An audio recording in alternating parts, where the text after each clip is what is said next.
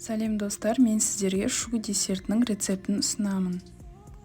Алдымен сотейникке сүт пен суымызды және тұз бен шекерімізді, содан кейін сары майымызды ерігенше араластырамыз. Қайнатпаймыз. Содан кейін ұнымызды салып, қамыр болғанша араластырамыз. Содан соң қамырымызды миксердің ыдысына салып, кішкене араластырып, суытып аламыз. Содан кейін жұмыртқамызды араластырып, венчикке тегізбей, аз-аздан құйып отырамыз.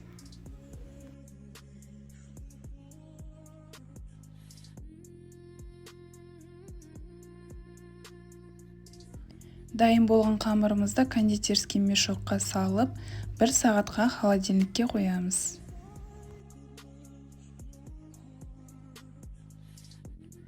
Десертіміздің бетін дайындаймыз.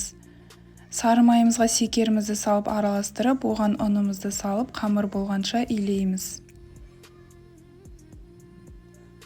Дайын болған қамырымызды жасыл цветке бояп, араластырамыз. Содан соң пергамент қағазына жаямыз. Дайын болған қамырымызды морозильникке салып қоямыз. Холодильниктегі қамырымыз дайын болған соң видеодағыдай противенге құйып шығамыз. Және үстіне кракелин қойып шығамыз. Біздің шу десертіміз дайын.